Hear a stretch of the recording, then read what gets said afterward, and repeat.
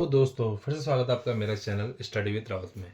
दोस्तों जो आज का जो इम्पोर्टेंट टॉपिक है, जो हमारे उत्तराखंड से लगातार सीरीज चली आ रही है उत्तराखंड की, उसमें इम्पोर्टेंट टॉपिक है आज का उत्तराखंड में शिल्पकला के प्रकार। यानी कि उत्तराखंड में शिल्पकला काफ़ी महत्वपूर्ण है और इससे रिलेटेड पेपर में क्वेश्चन आपके बनते ही बनते हैं। ठीक है, तो आज का जो हमारा टॉपिक है वह है उत्तराखंड में शिल्पकला के प्रकार। दोस्तों उत्तराखंड राज्य में शिल्पकला की एक समृद्ध परंपरा रही है, ठीक है, जो कि वर्तमान में हस्तशिल्प उद्योग के रूप में फल फूल रहा है। यानी कि अभी ये हम ये बोल सकते हैं कि फल फूल रहा है का मतलब ये बढ़ रहा है और यहाँ पे लोग स्वरोजगार भी इसके माध्यम से कर रहे हैं। ठीक है, तो हम सीधे सीधे इसके प्रकार देखेंगे। आज सबसे पहला हो गया काष्ठ शिल्प। ठीक है, काष्ठ शिल्प। दोस्तों काष्ठ शिल्प में क्या होता है, सबसे पहला है हमारा काष्ठ शिल्प। काष्ठ शिल्प में क्या होता है, समूचा उत्तराखंड लकड़ी की प्रधानता के कारण काष्ठ शिल्प के लिए ये प्रसिद्ध है। ठीक है, उत्तराखंड हमारा काष्ठ शिल्प के लिए प्रसिद्ध है।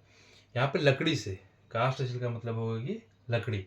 यहाँ लकड़ी से पाली, ठेकी, कुमिया, भदेल, नाली आदि तैयार की जाती है। राजी जनजाति के लोग जो है इस कार्य में मुख्यतः लगे हुए थे। राजी जनजाति के लोग होते वो इससे मुख्यतः करते हैं लकड़ी से। अगर ठेकी याद हो, ठेकी हमारा वो चीज़ है जिसमें हम गांव के लोग दही जमाते हैं। अगर जो कोई गांव से मतलब उत्तराखंड में है तो जाहिर सी बात है सब गांव से ही रहे हुए हैं। बट अगर जिन्हें अभी शायद इसका यूज मेरे ख्याल से कम हो रहा है, पहले बचपन में जब हम थे तो बहुत ज़्यादा इसका होता था। तो ठेकी उसमें हम दही जमाते थे। ठीक है, भदेल, भदेल एक बहुत बड़ा होता है कढ़ाई की तरह, उसमें अक्सर दूध गर्म करने के लिए ये यूज किया जाता है। नाली, नाली आपको पता ही है कि जो नाली होता है उससे हम किसी को अगर अनाज बेचते थे तो उसके थ्रू हम बेचते थे। ठीक है, आगे काष्ठ शिल्प में मुख्य तो हमारी क्या है, रिंगाल इसमें मुख्य तो है। ठीक है, रिंगाल, ये क्वेश्चन आता है दोस्तों, रिंगाल जो है कौन सी शिल्प में आती है, तो आपको पता होना चाहिए कि काष्ठ शिल्प में आती है। रिंगाल से दोस्तों ये रिंगाल मुख्यतः चमोली, अल्मोड़ा और उत्तराखंड आदि जनपदों का मुख्य हस्तशिल्प और उद्योग है। ठीक है, मेन जो ये होता है चमोली, अल्मोड़ा और पिथौरागढ़ में ये होता है। रिंगाल से हम क्या क्या बनाते हैं, हम डाले बनाते हैं, जो जिसमें घास लाते हैं, आपने देखा होगा, उसको हम डाले बोलते हैं। कंटी बनाते हैं, कंटी पहले जब पुराने बुजुर्ग लोग होते तब बैग की जगह, जैसे कोई औरत अपनी मायके जाती थी तो कंटी लेके जाती थी, उसमें सामान लेके जाती थी। आज शायद ये थोड़ा सा कम हो गया इसका चलन। चटाई हम बनाते हैं, घरों में जो चटाई हम बिछाते हैं। ठीक है, कंटी, चटाई, ठीक है, सूप जिससे अनाज वो करते हैं। ठीक है, टोकरी, टोकरी हम करते थे।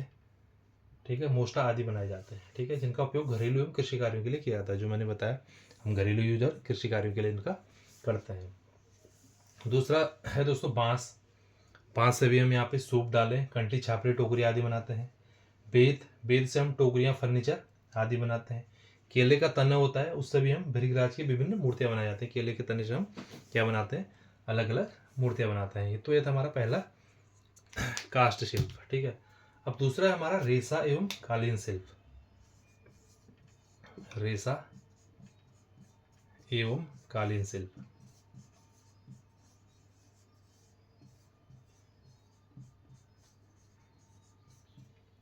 ठीक है, ये तो समझ गए होंगे आप। काष्ठ शिल्प में जो लकड़ियों से जो चीज़ें हम बना रहे हैं, जिसमें रिंगाल हो गया, जिसमें बांस से सूप, बेस से टोकरियाँ वगैरह, केले के तने से मूर्तियाँ वगैरह हम बनाते हैं।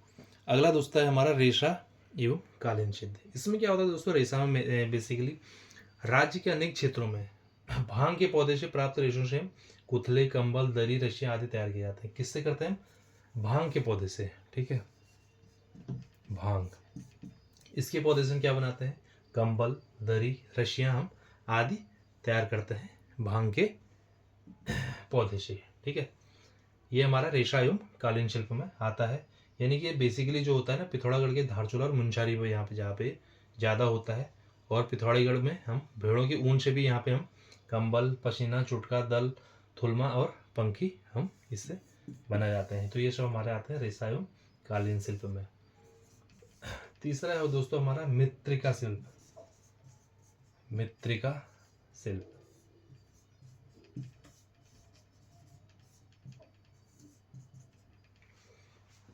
मृत्तिका शिल्प में क्या क्या होता है दोस्तों, राज्य में मिट्टी से अनेक प्रकार के, ठीक है, मृत्तिक का मतलब मिट्टी, ठीक है, मिट्टी से हम अनेक प्रकार के बर्तन बनाते हैं, जैसे दीप, ठीक है, सुराही, गमले, ठीक है, गमले, चिलम, ये बड़ा होता था पुराने ज़माने के बुजुर्ग पीते हैं, खैर जो अभी जो बुजुर्ग हैं वो भी इससे पीते हैं, गुल्लक, डीकरे, ठीक है, आदि बनाए जाते हैं मृत्तिका शिल्प, यानी कि ये सब मृत्तिका शिल्प आता है। अगर हमारा क्वेश्चन आ गया जैसे दीप, सुराही, गमले, यानी कि आगे गमला कौन से शिल्प में है, उत्तर आ गया काष्ठ, रेशम, रेशा, मृत्तिका, तो आपको पता होना चाहिए कि गमले, चिलम ये सब मृत्तिका के। इस तरीके से आपको पेपर की दृष्टि से हमको याद करना है। चौथा है दोस्तों धातु शिल्प। चौथा क्या है? धातु शिल्प।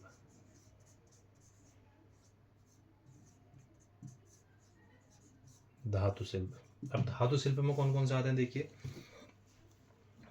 धातु शिल्प में आता है हमारा, ये भी काफ़ी प्रसिद्ध है। धातु तो आप समझ ही रहे होंगे, धातु में सोना, चांदी, तांबे के हम क्या बनाते हैं, आभूषण बनाते हैं। तो यहाँ पे हमारा धातु शिल्प भी होता है।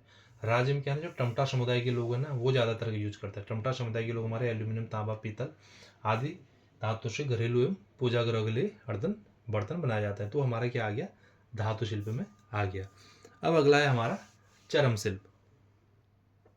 दोस्तों अगला हो गया चरम शिल्प। चरम शिल्प का मतलब है कि चमड़ा, ठीक है।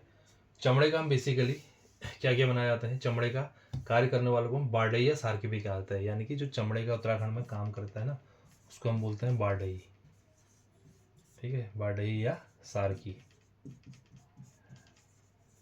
बारडई या सारकी इसको कहा जाता है। राज्य में मुख्यतः लोहा घाट, जोहार घाटी, नाचनी, मिलम आदि स्थानों पर चरम कार्य होता है, ठीक है। चरम से आपको पता लग गया हो तो चमड़े से हम क्या क्या बनाते हैं, बैग बनता है, बेल्ट बनते हैं, जूते बनते हैं आदि तैयार किया जाता है। यानी कि चरम शिल्प में पता लग गया कि चमड़े से क्या बनता है, बैग, पर्स, जूते। ये अगर क्वेश्चन आ गया है हमारा कि बैग कौन से शिल्प में आता है, ठीक है, पर्स, जूते, ये कौन शिल्प में आता है, तो हमें पता होना चाहिए चरम शिल्प में आते हैं। यानी कि जो इनका करता है कार्य उसको हम बारडई या सारकी कहते हैं। यह आ सकता है चरम शिल्प, जो चरम शिल्प का कार्य करता है उसको क्या बोलते हैं, बारडई या सारकी बोलते हैं। अगला है दोस्तों मूर्ति शिल्प, ठीक है, मूर्ति शिल्प।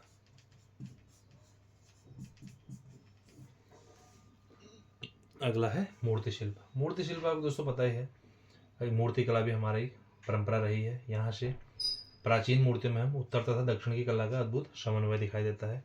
साथ ही क्षेत्रीय कला का भी प्रभाव दिखाया जाता है। बिल्कुल हमारे जो क्षेत्र की जो अलग अलग मूर्तियाँ हैं वो भी होते हैं। मूर्तियों में दोस्तों हमने क्या क्या बनी है वो बेसिकली हम बता देते हैं। विष्णु की देवगढ़ की मूर्ति बनी हुई है, विष्णु की देवलगढ़ की मूर्ति बनी है, आदिबद्री की मूर्ति बनी है, वामन मूर्ति बनी है, शेष शयन मूर्ति बनी है, ब्रह्मा की मूर्तियाँ बनी है, नृत्य मित्रा में शिव मूर्ति बनी है, ब्रजासन मुद्रा है, बैजनाथ की मूर्ति है, शिव की सहायक मूर्ति है, नृत्य करते गणपति हैं, लाखामंडल की मूर्ति है, जागेश्वर की सूर्य मूर्ति है। दोस्तों ये सब मूर्ति हैं। अब आपको मूर्ति शिल्प कैसे पहचानना है वो आप नाम से समझ जाएंगे। जैसे भी वामन मूर्ति आपको पता लग जाएगा, विष्णु की देवलगढ़ की मूर्ति आपको पता लगेगी मूर्ति शिल्प में है, जो कि आपको समझना पेपर में बड़ा आसान रहेगा। दोस्तों ये था हमारा आज का टॉपिक, इंपॉर्टेंट टॉपिक है पेपर की दृष्टि से, क्योंकि शिल्प कला से भी हमारे कोई ना कोई क्वेश्चन बनेंगे। तो 6 पार्ट हमने इसके यहाँ पे आज पढ़े, हमने 6 पार्ट यहाँ पे आज के पढ़े। तो आपको पता होना चाहिए कि कौन सा शिल्प किस में आता है, ताकि पेपर में ऑप्टिकली हमारे अक्सर आते हैं, ऑप्शनल आते हैं, तो हम आसानी से समझ सकेंगे कौन सा शिल्प है जिससे हम अपना सही आंसर ढूंढ पाएँ। तो आज का टॉपिक, मिलता है अगले वीडियो में कुछ और चीज़ के साथ। तब तक के लिए बाय बाय।